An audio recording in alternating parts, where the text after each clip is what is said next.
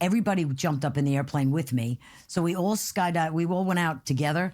And I used to be light. I'm heavy now, but I used to be really light. And I was up there and I couldn't get down. My weight wouldn't bring me down. So I'm like floating around. They're like closing the doors. People are pulling away. I'm exaggerating, but it was really funny.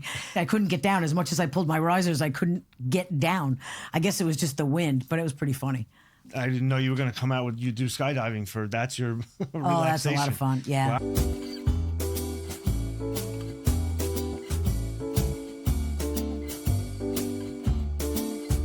Meryl, thank you for coming on to Staying Hungry. Zorn's is a Long Island institution, and we're so excited that you're here today. We're fortunate enough that, fair to say, we're business friends. You are our client as well, and just really an all-around great person. So Vin and I are super excited to have you, and really when we started the show, we knew we wanted you, because your story is just phenomenal. So congratulations, 85 years this year. Yeah. Thank you.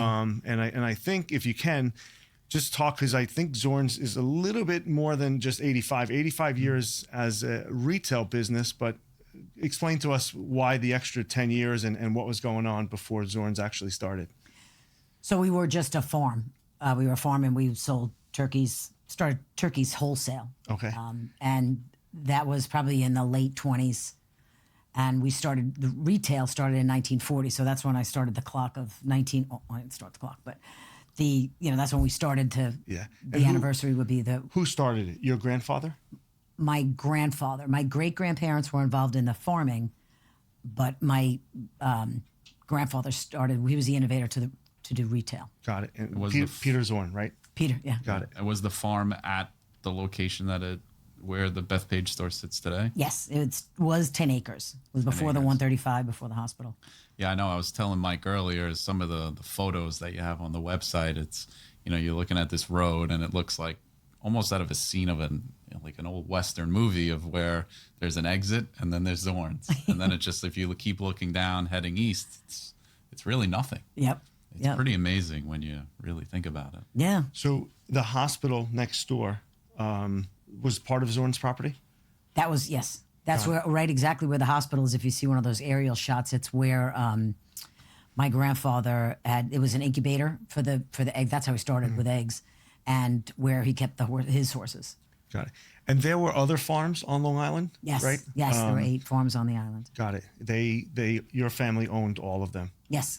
And then, so, looking at the history of Zorn's, your grandfather essentially made takeout for Long Island, if I read that correctly. It's fascinating because it's so interesting. There was no such thing then as takeout because you cooked your own food. Everybody brought home, we sold tons of, even up until the 90s, we sold fresh poultry, we always had steak, chopped meat. It was all fresh food. And then we started making the meals. Well, the meals were made in 1954, 55, 56, around. That's when he started doing rotisserie chicken and then fried chicken.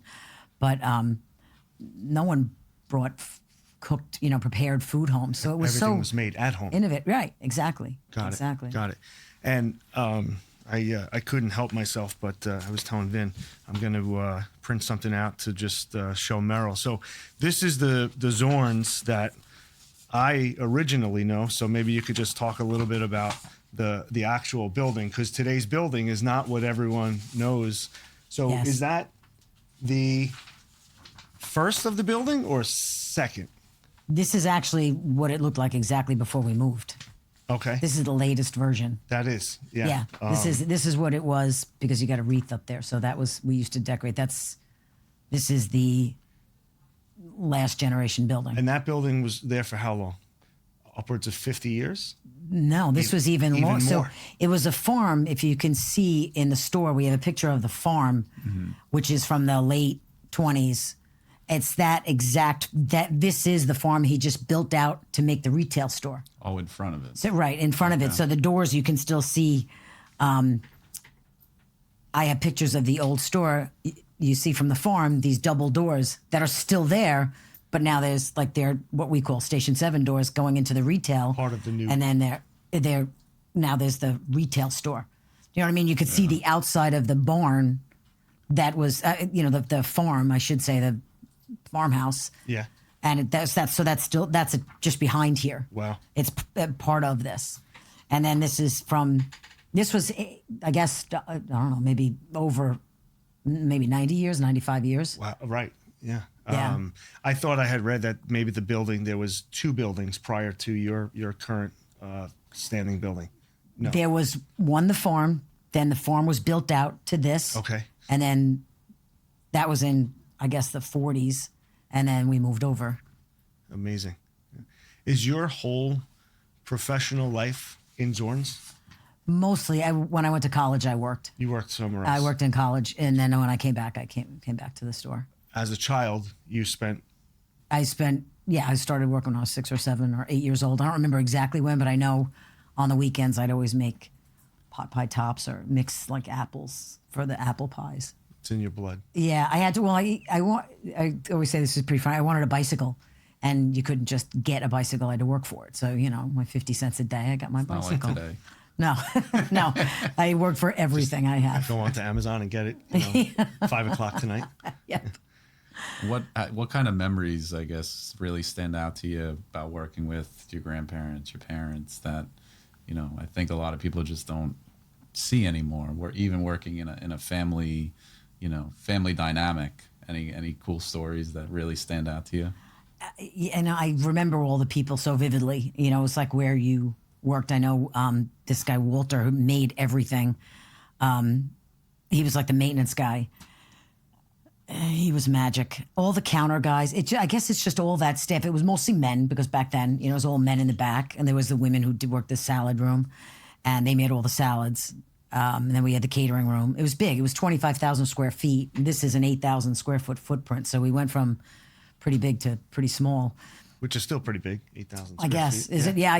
We're like so cramped in there. We don't know which way to go. But it was a great childhood. I mean, my favorite part was on Saturday mornings when we'd have to work. We usually worked every day, every Saturday and Sunday. You'd go outside and go into the chicken pens and grab the egg you wanted for breakfast or the 2 eggs you wanted for breakfast. It would duck eggs, geese eggs, goose eggs, duck eggs, speckled eggs. And you just grab the eggs you wanted, and my mom would make breakfast, and we'd sit and we'd eat breakfast. And then, of course, we weren't working like 8 hours a day. I was a kid. Sure. So you'd go in the back, and there was what to me looked like thousands of ducks and chickens and geese, and you just sat and they would just play with you. Ducks are so cute. I can't, to this day, I think ducks are so cute. And they would just play, they would just kind of hang around with you, and it was just cool. You'd walk in the middle of all of them, but they just ran free because now there wasn't pens anymore that we weren't doing any killing there at that time. And so they were that's where they lived. And then we had the animals in the front. Then we had a pig. Pig was my pet for a long time, the family pet. And I guess farm people, they're horrible. My grandfather decided that it was time for Susie to go to pig heaven. So I'm going, we're running out back looking for Susie. Where's Susie? Where's Susie? Well, and he's got this big pot in the kitchen. Like, she's in the pot. I'm like, no. We were traumatized. Like, how could you kill Susie? She's the family pet. Did your family live on the property? Not while I was around. My mom and dad lived in that house in the front. Okay. And then after that, I think my dad and his parents and my aunt lived in the front house. Like, you can see it in all pictures. There's that little house in front. Mm-hmm. I think they lived in it. I don't think my mom lived there. I think they lived in Farmingdale Massapequa. Okay. Massapequa. So they were local. They lived in, and then after that, because we always had a 24-hour watch on the animals, there was an apartment above the building, and you could see it if you see the any pictures. But our manager lived there with his wife, Darwin Bruce and Pat Bruce. Wow. Lived there with his wife.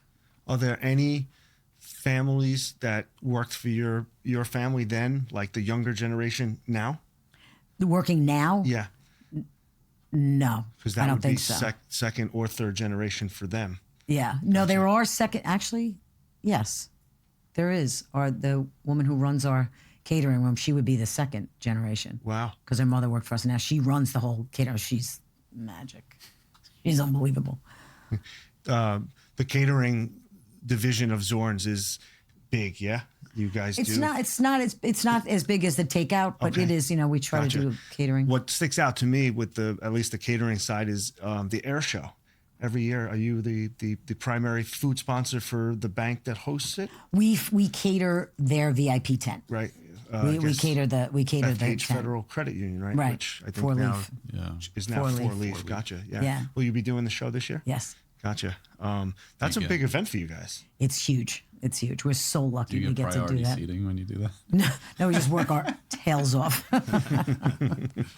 There's no seating. Right, I was going to say, all None you of get to us see is the sit. seats of the Yeah. people that are sitting. Because I've seen you at the air show, and it's always a very quick hello because you got your hands filled. But that's pretty awesome. I mean, Yeah, we are so lucky. And we love working for them too. Linda's unbelievable. Katie's unbelievable. Is that going to change now with the takeover of? No, they're all still there. They're all doing their thing. Got it. It was just a name change, Yeah. but they're great to work for. And it's funny, we're at the air show. We're always there, 6 o'clock in the morning till 3, 4, whatever they're doing. Sometimes they change up the menu, but we never see the air show.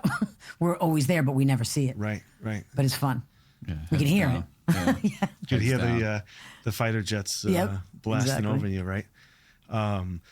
What are some of the challenges to keep Zorn's going? I mean, 85 years later, other guests come on and labor is challenging more than ever. Food costs are challenging more than ever.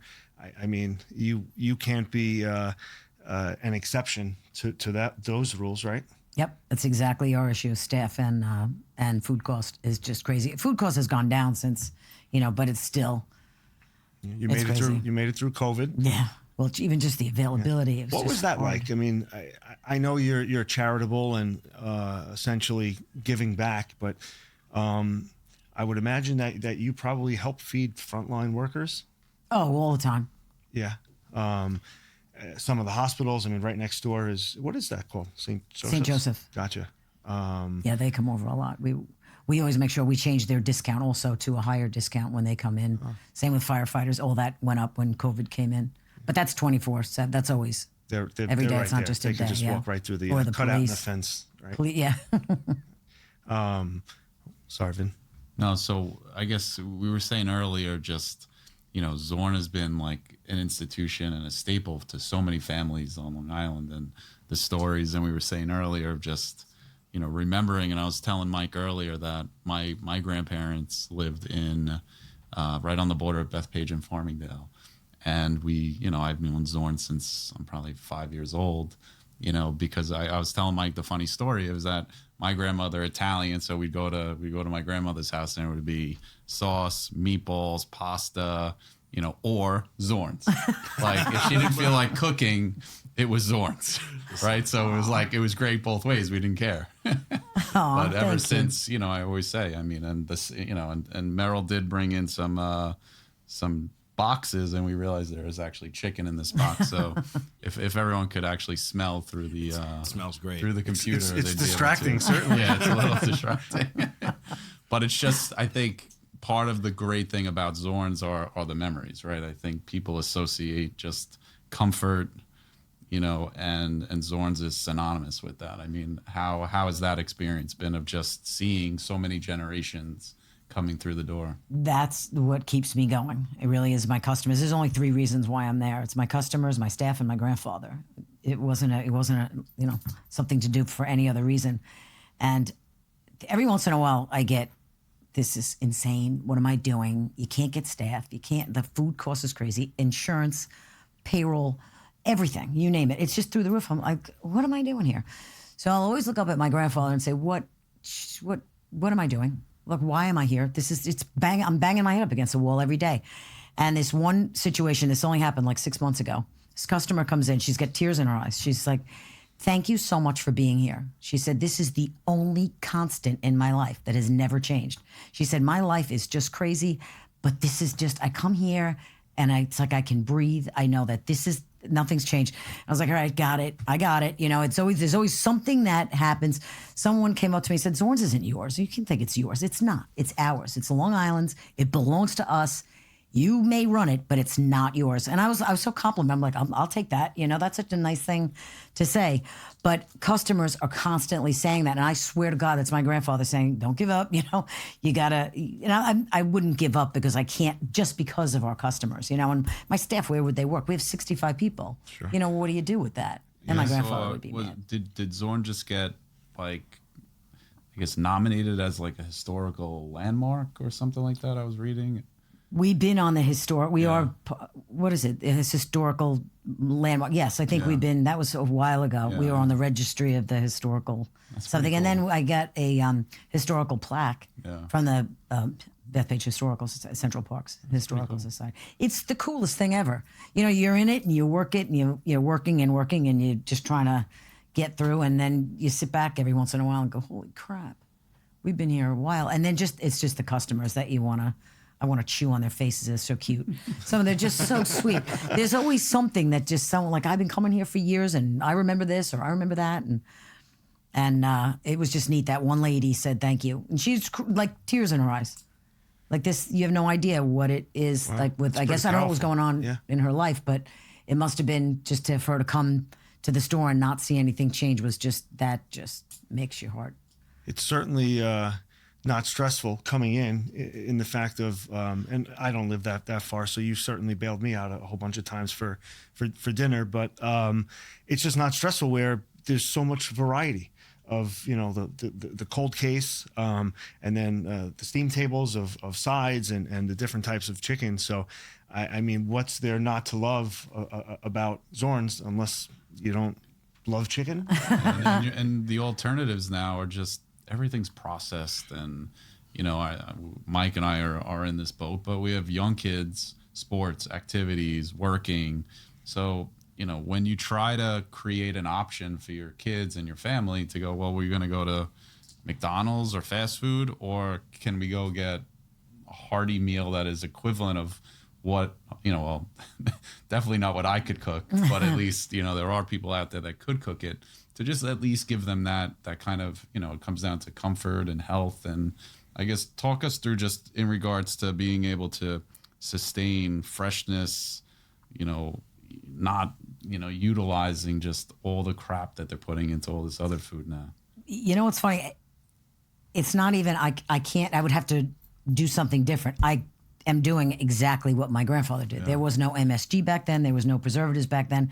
So the recipes are all the same. You know, coleslaw, it's 5 ingredients, 6 ingredients, and everything it's the same. I can't pronounce the ingredients. Yes, exactly. It's truly homemade, small batches. We still hand roll our own dough. I've tried to cut corners, and we had Pillsbury come in, and, you know, Pillsbury, what's better than Pillsbury? But side by like homemade, like you can taste like the butter, you know, because we hand roll our dough for our pot pies. It wasn't working. It just didn't taste. Translate. It didn't taste good at all. I mean, them side by side. So I've tried, but I can't. It's not cost effective to do what we do. It's not. It's not cost effective. It's just everything is hand cut. You'd think rice on the counter. The rice, that's inexpensive, right? With all that turkey's hand cut. All those peppers, that's all hand cut. It's not from a machine, because a machine, I've tried to get frozen onions in. That doesn't work. Wow. They have to be cut. Everything is really, truly no machines. It's not even, I mean, if we have little small food processors, but that's, you know, to do the Nothing mushrooms are fresh out of You're the... not getting like packages of sliced green Do customers peppers. know that to that extent? You know, we should videotape this, because this is how big the pot is that we make our franchise and how we make the cordon bleu sauce. It's this big.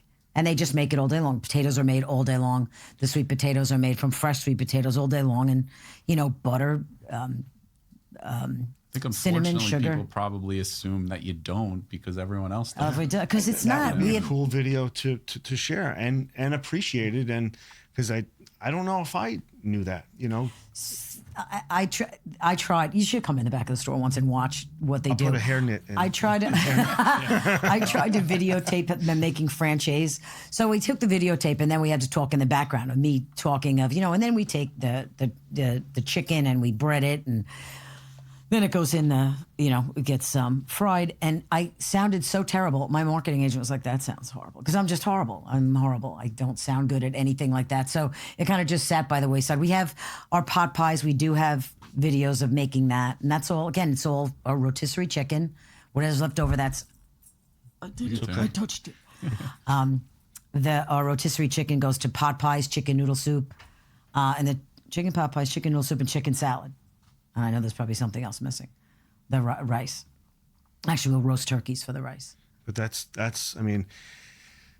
top notch right there. That's being resourceful, right? Rather than it's all wasting. used. I mean, especially with margins being razor thin in hospitality. I mean, you guys are utilizing all that you can, if maybe all of it. Sounds like. And then again, but the labor to pull the meat off the chicken, it's crazy. Wow. And then whatever we don't sell goes to Island Harvest. Every week, Island Harvest is over.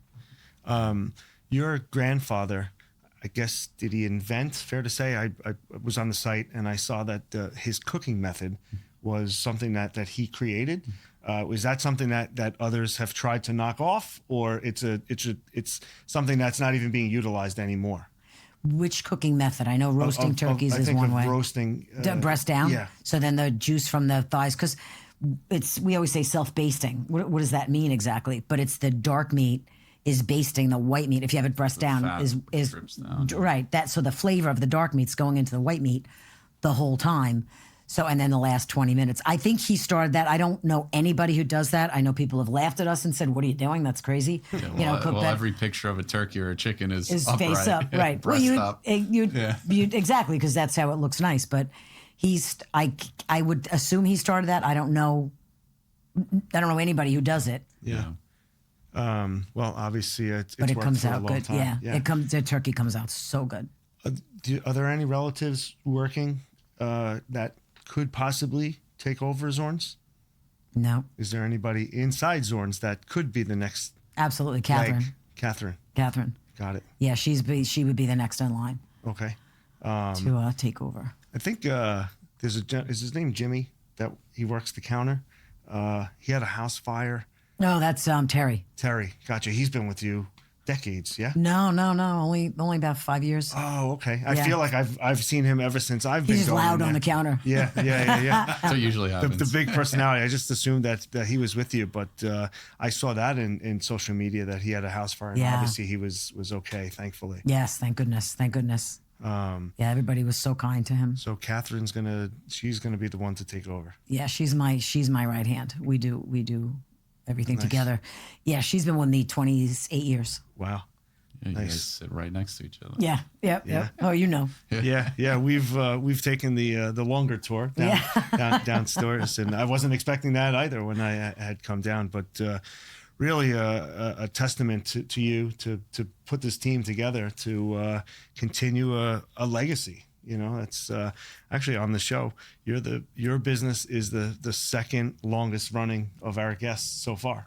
Oh, really? Yeah, the next, I guess, was Bobby from Vincent's. He was 120 years, I guess. Wow. I mean, certainly not him and his brother at the helm of theirs, 40-something years, but as the brand, more than 100 years. So yeah. Kudos to you. Thank you.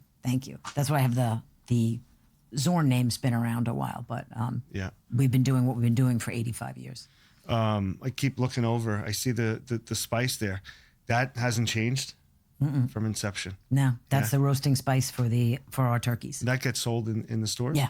Any other retail locations? No. That it gets sold? No, we don't. We only have the one store.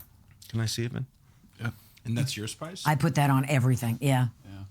I put it on fish. I put it on everything. Have you ever entertained or been approached about selling some of your items in retail, like in supermarkets or anything like that? I have never been approached. No? But it was one of the two things we would do moving forward. But I think co-packing is a monster. Yeah. And I think they would make us, if it wasn't spices, they would make us change if we were selling coleslaw, potato salad, pot pies, anything. I think they would make us put preservatives in it, and I can't do that. Then that's just not who we are. Yeah. So I'd rather not do that. But I have thought about it. Takes away your integrity. Mm-hmm. Even if we were to franchise, we're not franchisable. We were told that back in '93 when we were That's why we opened the East Meadow store. Well, the Belmore store first in 95 and then East Meadow in 98, trying to make a store that was franchisable. And we've had people come in, this is not franchisable. No one's doing this. No one's going to do that. No one's going to hand peel potatoes. No one's going to make all their food from scratch. And just, it's not. So if I ever did franchise, I'd have to be the commissary kitchen and cook the food for them, because we can't cut corners. It's not, there's probably corners you can cut. I don't even know where that would be, but I'm There's just sure. too much quality control. It is. It just, Right? everything is, I don't know what you would do. I don't know what. Is the Bethpage location potentially set up to be able to do something like that? I know, I think we've spoken in the past, and I know the new construction was at the time was a monster undertaking and headache and whatnot, but still, I guess talk us to like what went into that decision of redoing it, and what you sold off some of the land and stuff like that. What went into that decision? So that decision was because my dad died. Okay. And my brothers weren't in the business, and my brothers wanted to sell out. So they sold it was 4 acres. We landed with 4 acres. They sold their 3 acres, and I just kept my 1 acre, which was they wanted all the property. And I said, no, I'm not going. Money doesn't mean anything to me. I don't care what you're paying for it.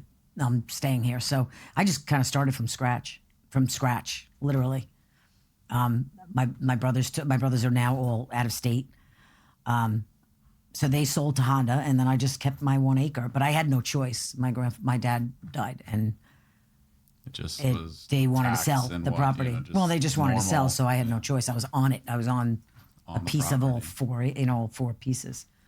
So I moved over. Were you and your brothers partners in all the locations, or were you independent of each other? One of my brothers has been out of state for a very long time. The 3 of us were all partners in Belmore and East Meadow. The 3 of us were owners.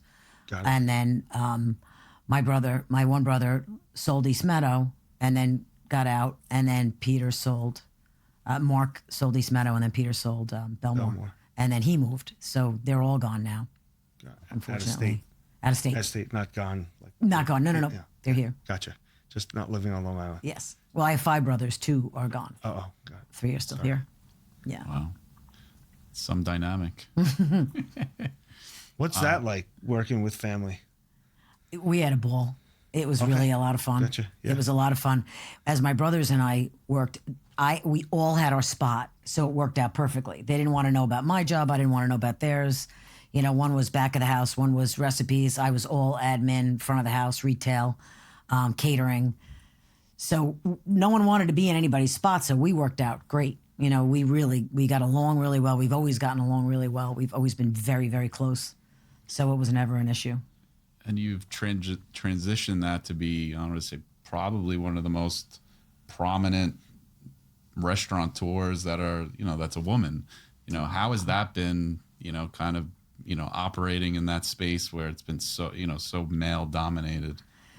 I'm used to being there. I've had 5 brothers. And they're, how do I say this politely? Male chauvinists, all of them.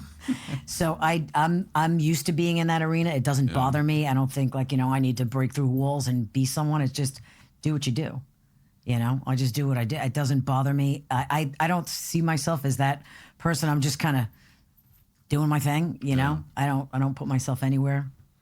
Yeah, It's you don't separate neat. it. It's you. That's it. Yeah, Meryl. it's a neat thing. Like if you say that, that's really nice. But I just think of I don't know, just trying to hang on.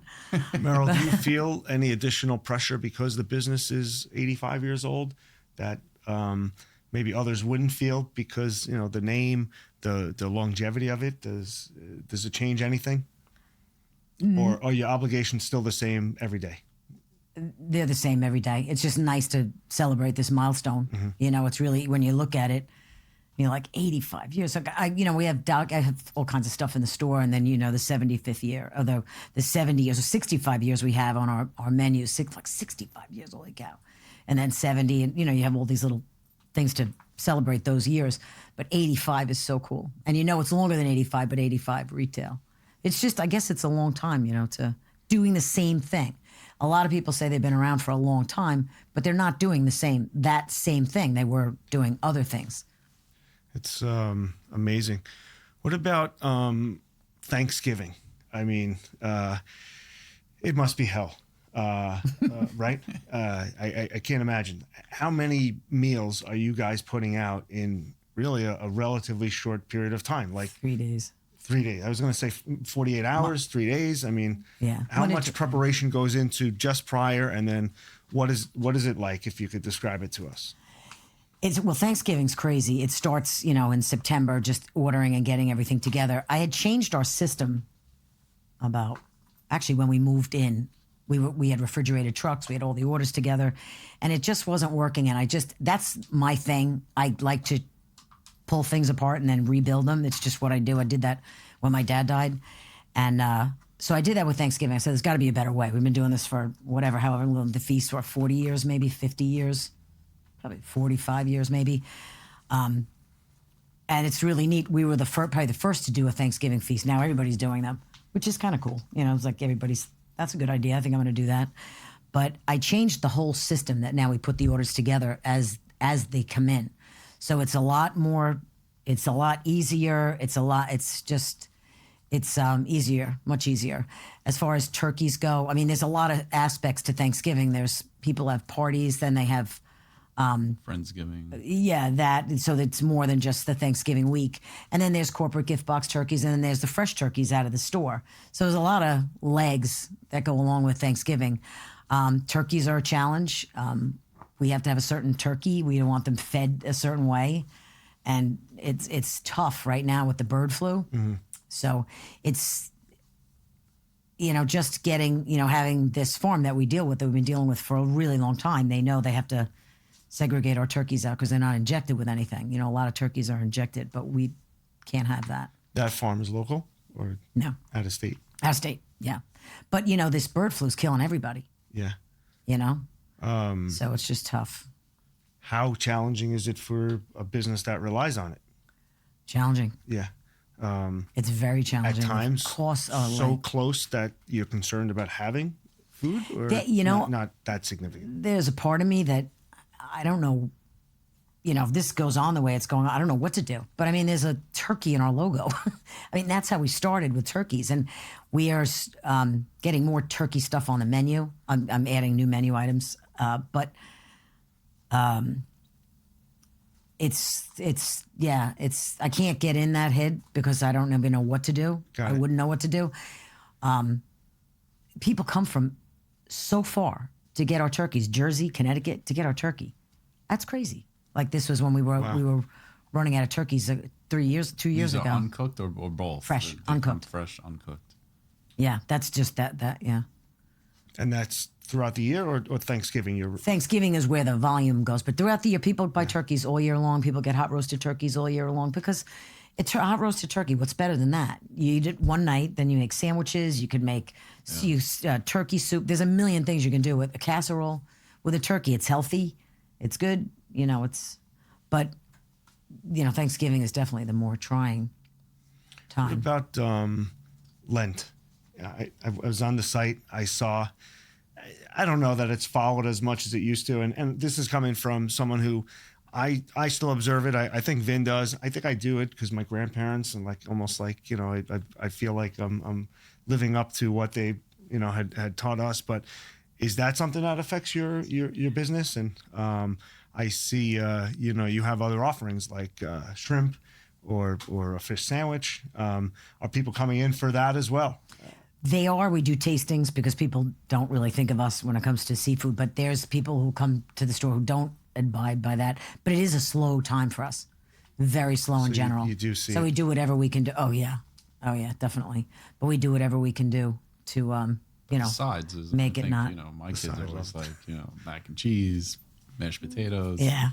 I'm like, all right, I'll sub the turkey for shrimp. For when Once I get the sides, I really don't care. for when my wife listens, the mashed cauliflower, she loves it. Oh my God, Yeah. that's so good. That's so good. Yeah, like I said, Zorn's has certainly bailed me out a whole bunch for dinner. So It's nice to know that it's really Like when you want to, the working parents that don't really have time that can actually get a homemade meal. I know a lot of people say that, but truly we are ridiculous. I do know that. But it's really small batches and like as if you were cooking it yourself at home.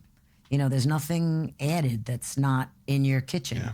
And it's a nice, healthy thing to offer. Like, you know, you feel good about. And it travels pretty well too. I think, you know, like the sides, the turkey, you know, it's not like you're ordering, like we used to say with one of our other guests, it's like you order fried calamari, you know, once it gets home, it's like soggy and gross. Where at least, you know, the items at Zorn's, you can pick it up, drive 20 minutes, open it up, and it still tastes very good. It's not ruined by the travel of your car or delivery. Do you do a lot of like Grubhub, Uber Eats? Reluctantly, I do. I do now. I didn't want to because that's not really our customer base. Oh, we have a much older customer crowd. But since COVID, we've gotten a younger crowd. People have come back that haven't been or come to us that never ate because one by one, all restaurants were closing. Yeah. So we, that was good. But Grub, I don't even know if they know who we are, but yes, we do. We do all three of them. Yeah. Now. And what percentage of your sales would you say it is still very low? Yeah. The foot traffic is definitely more than that, but it's getting some traction. And it's good. It's great actually for us. Meryl, what about technology? I mean, being in business so long, what have you seen? What improvements have you made? Has it made a world of difference? Is there still room to go with improving technologies? The only technology improvement is our catering programs, our POS system, things like that. As far as there's nothing, you know, the scales, there's nothing in the back that's not handmade. Everything's handmade. There's no machines back there aside from a little baby pot that we make, you know, a Hobart mixer that we make the potatoes in. Okay. You know, kettle. There's no you know, technology. And I thought you were going to say that essentially, like on the POS side is where you probably it probably used to just be a punch button register, right? Yep. And now essentially it's done through that. So yeah. Where do you see 3 years, 5 years yourself? You know, still active in the businth, or is Catherine taking over at that point? Yeah, I think we'll always be together. I wouldn't bail on her, but I think we're just going to do what we do until something comes up that, you know, like the only thing to do, you know, would be franchising, but they'd be flagship stores. They'd be little. And again, I'd have to be the commissary. There's no way I would let anybody do that. They're not going to. Not any good businessman. Really, seriously, any good business person would never spend the money and the time and the labor on what we do. It's just not cost effective. Do you think it's more of a potential franchise opportunity in certain states that this type of food is more of like I want to say go-to than maybe where we live currently? Like, do you find that I don't think we'd go out of state because I would have to be the commissary. Yeah. Even if I gave them the recipe, they're not going to follow it. They wouldn't. No one's going to hand peel potatoes. See, it was a perfect example. Someone says, why don't you get a potato peeler? I'm like, oh, that sounds interesting. What would that be? And you take your fresh potato and you put it in this machine and it would like beat off all the skin.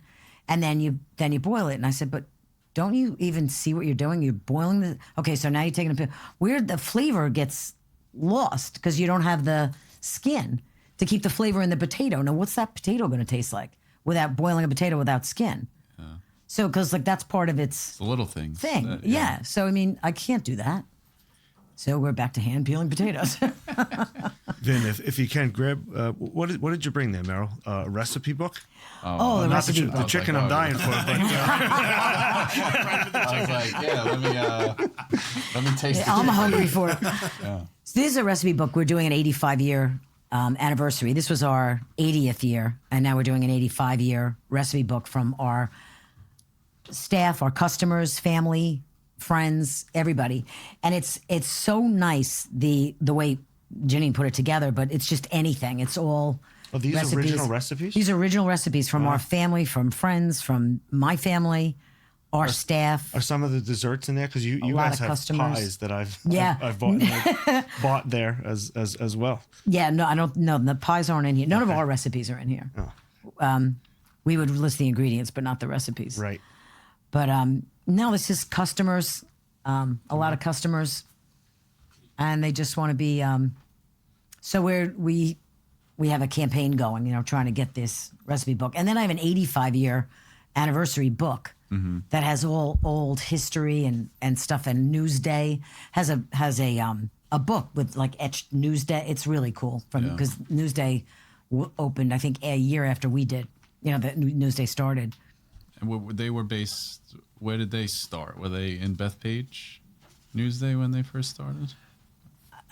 That's pretty funny. Yeah. Huh. I have no idea. I have no idea where Newsday was. I know the president of Newsday lived in my neighborhood. Yeah. And I always played with his dog. Taj. Dave Let's Taj. let's shift gears, and now we'll come with the tough questions. Just kidding.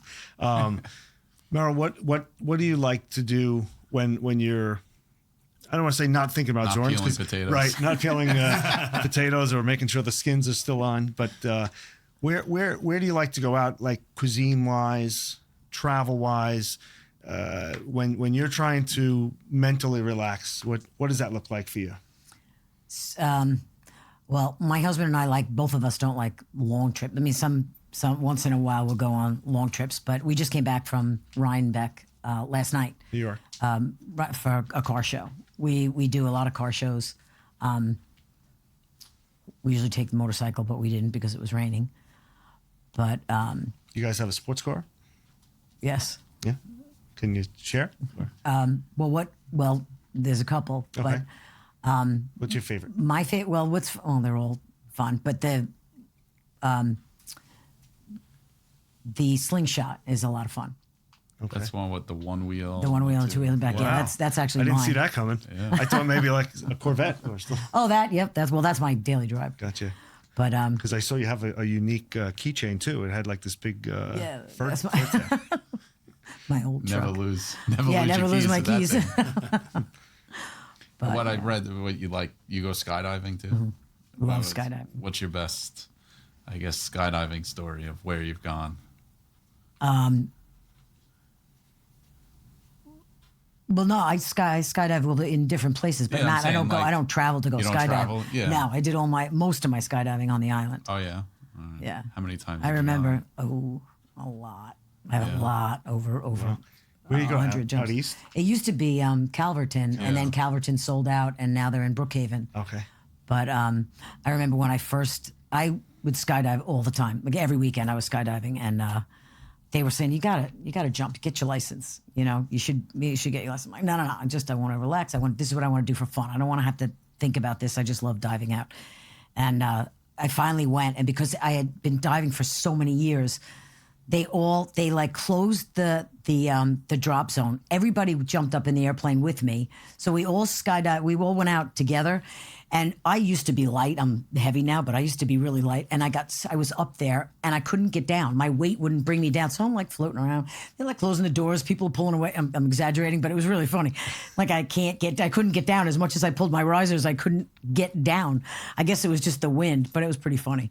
That was pretty funny. That was my first time. I didn't know you were going to come out with you do skydiving for that's your relaxation. Oh, that's a lot of fun. Yeah, Wow. I do. My husband and I ride motorcycles also, which is a lot of fun.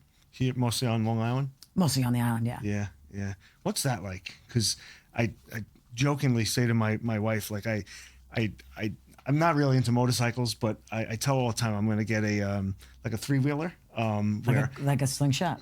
Or Yeah, well, I guess it has the single wheel on the front and the two, and then you could seat someone behind you. And I think from what others have said, like older riders tend to ride this one, but the 3-wheeler, right? So she's like, "What are you gonna do with this thing?" And I'm like, "You know what? I'm gonna go to Dairy Barn, like on a Sunday morning. I'm just gonna get milk and come back with it." She's like, "You're gonna buy a motorcycle just to do that?" And I go, "Yeah," because I'm like, I don't want to be out with all the crazies. The crazies. And I'm like, once in a while I'll take my son and we'll just go get an ice and we'll come back. She's like, "You're not getting a motorcycle to take it out like once a week."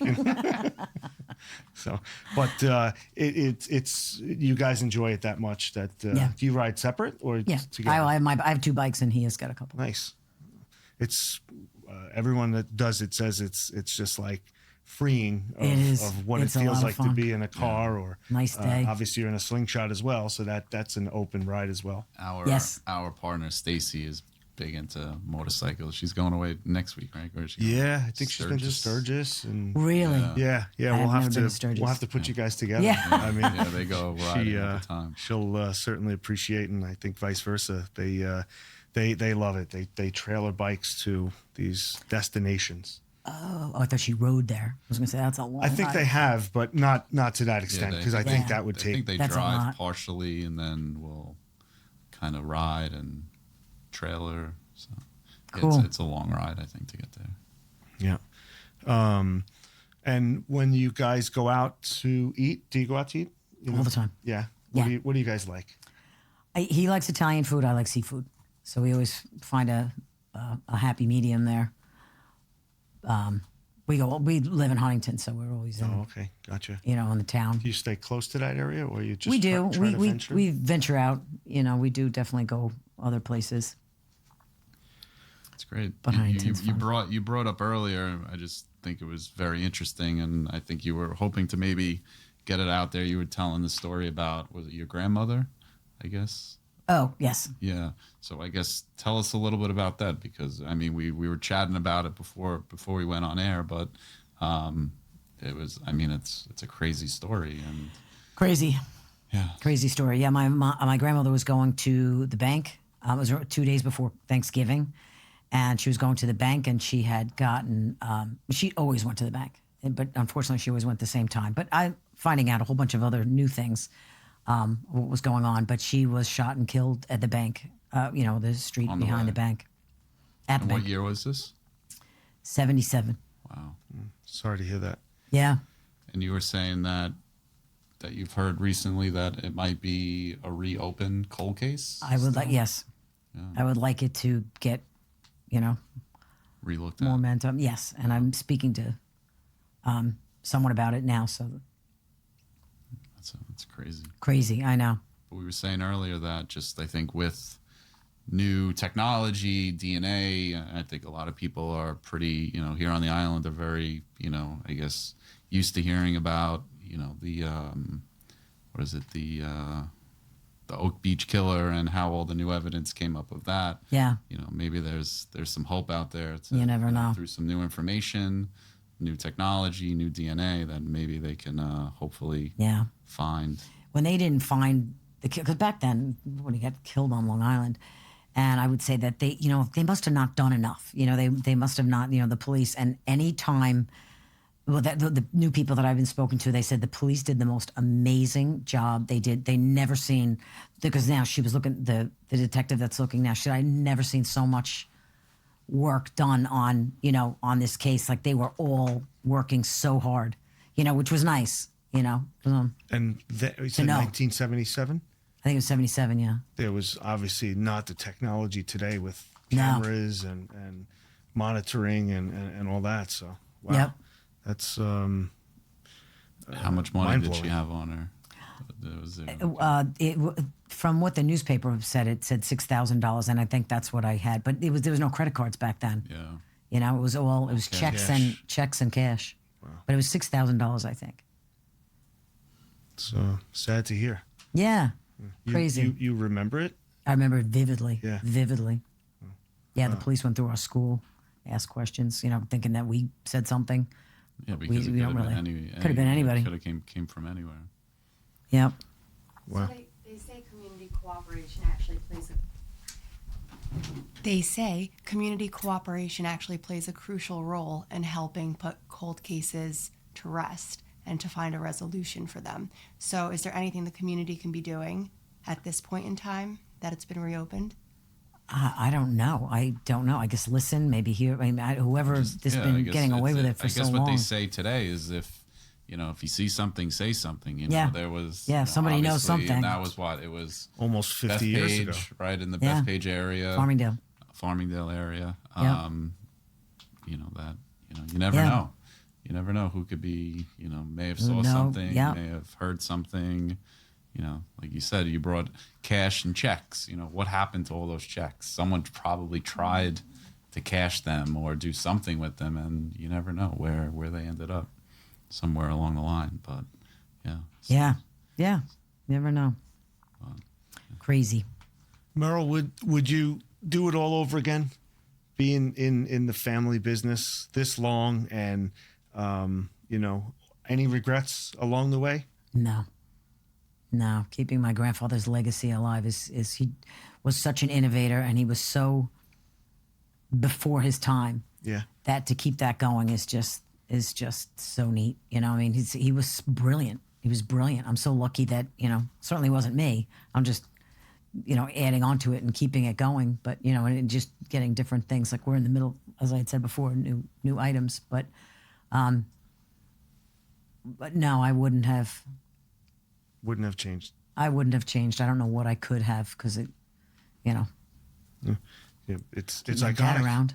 Yeah. Yeah, but you did a great job. It's hard, to say it's harder to, like you said, it's harder to run these establishments today than it was back then. I mean, you have a lot of moving parts. I mean, what advice would you give, the next Merrill Zorn that's coming out of college right now that says, "Hey, I want to go open up a restaurant," or run screaming?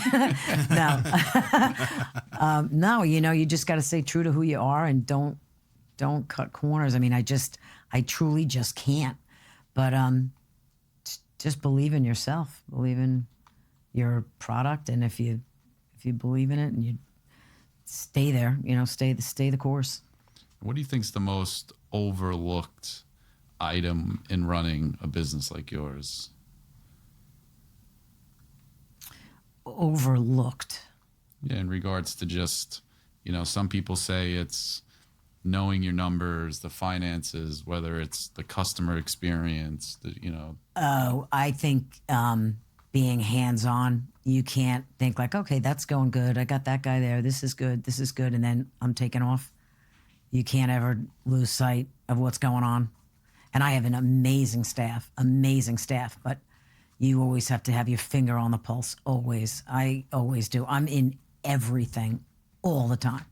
Recipes back of the house, what we do, marketing, what we sell, the cost, the POS system, the QuickBooks, what do you call that? The accounting program, which that QuickBooks is more Catherine. But I'm involved in every single thing. Like the air show, that's like all me. They do, but like I do all the planning for stuff like that. It's just I never get complacent. Like, oh, everything's great. Yeah, I'm going to take off this afternoon. No. Like you said, your brothers are in Florida. Yeah. Not happening. Do they still work, your brothers? They, no, not too much, I don't think. Not as much as you. There's, yeah. I think they're not in the food business. How long is the runway in preparations for the air show? A little bit of a pun there. We start probably in, where are we? I'm in Thanksgiving mode. It's already May. It's May. Yeah, probably March. Wow. March we'll start, because then sometimes they change up the menu, and so we just have to calculate what we need. They bring a lot of their staff, right? A few hundred people. Yeah, they've got a or huge even more staff. than that. Yeah.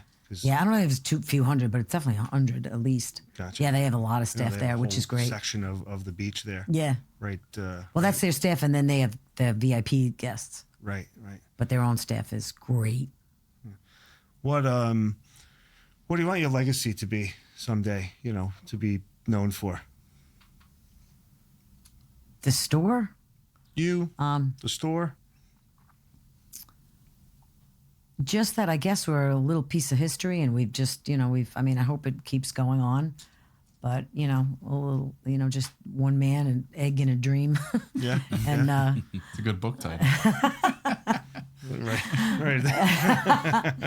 yeah, that just what he went through. I mean, stepping out of and becoming retail on Long Island was, there was no such thing. And everybody was a potato farmer, wholesalers as he was. And he said, I don't know what made him all of a sudden think that, I'm going to sell turkeys retail. And they said, there's no way you're going to sell retail on Long Island. And he got a piece of 4x8 plywood and it said on there, like I guess in paint or whatever, buy your turkeys here. And he never, I mean, I'm reading these articles. He never dreamt in a million years that it would turn into what it did, because the turkey was his own breed. It was white feathers and black feathers and Beltsvilles, and, just kept crossbreeding to get that big breast and small cavity. He was like trying to get to a certain breed of turkey. And he got there and then started selling it. And it just took off, and he was saying, look, you said it could never happen. And, he just went on and on and on. It was pretty wild. I just think it's crazy that he just decided, this wasn't done. It wasn't like I'm doing this. I'm definitely making food homemade, but it's not like it hasn't been done before. No one's done that before. And he just he's so innovative. Even just to keep the store back so far. Nobody did that back in the 20s and 30s. Every place was right up on the street. And he fought to, have his farm way back, and parking in the front. Nobody parking in the front back then. What made, I guess, his story, he immigrated from where? Germany? Germany. And he went directly right to Long Island? Or No, he was in Poughkeepsie. He was in Queens. He was a butcher by trade. Okay. So he was a butcher, and then one by one, the family came over, and then they just got into turkey farming.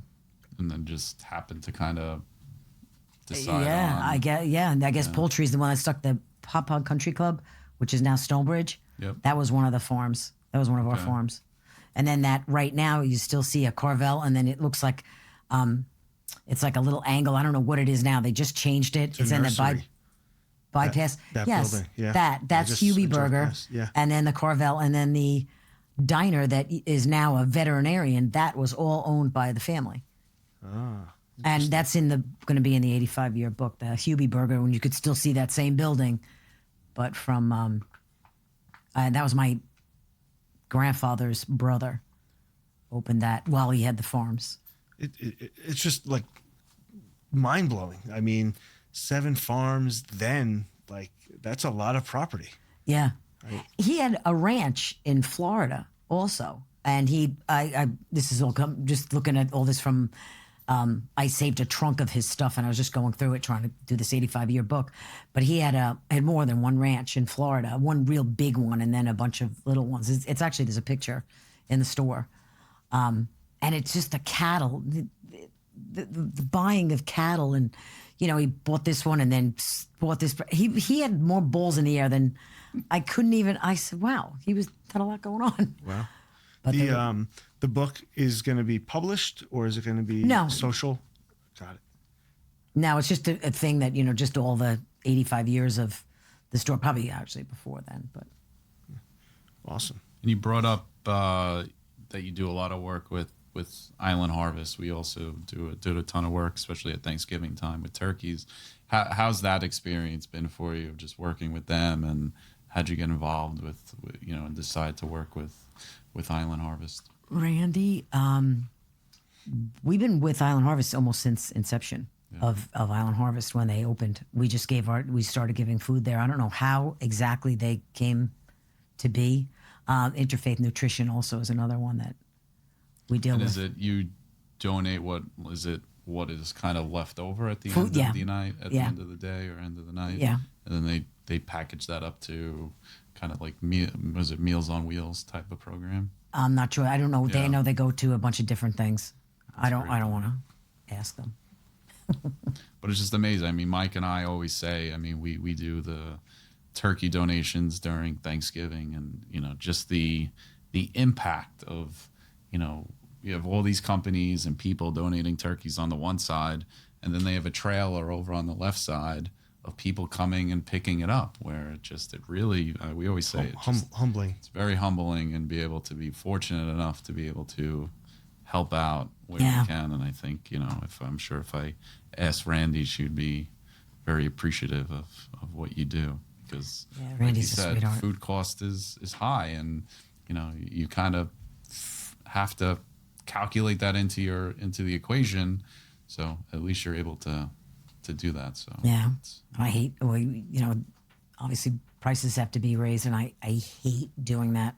So I'm like, hang on to like the very last one we haven't raised prices in a really long time, but gets tight. Trying not especially to. I minimum know. wage, Necessary evil. increasing. I know. I just hate it.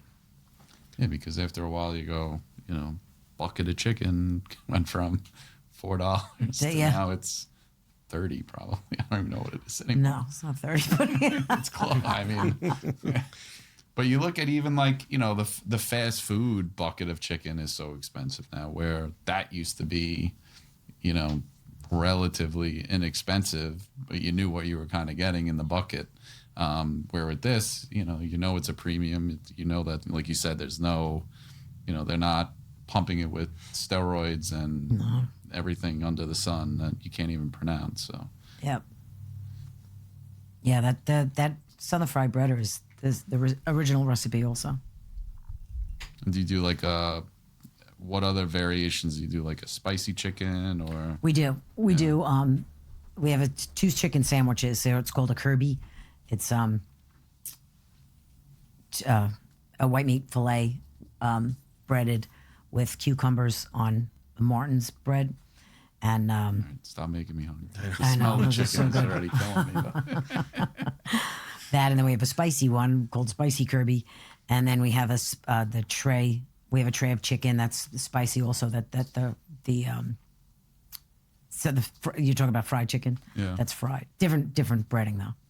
How's it been, I guess just, you kind of hit peaks and valleys of interest, health conscious of, dealing with fried versus grilled. Is there, a big separation of what you sell today in regards to the two options? It's gone back and forth so many different ways.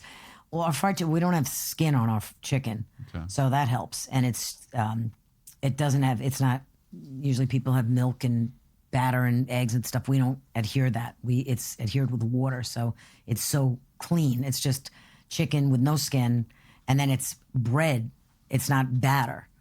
So it's breadcrumbs. So it's just really, really light. Mm-hmm. So it's good as far as fried chicken goes. It's probably the best. And it's 100% soybean oil. So we don't use a blend. A lot of people use a blend. And it's just, it doesn't sit in your stomach. So, I mean, it's just a better, if you're going to eat fried chicken, the way we make it, and it's the better, I guess, if you will.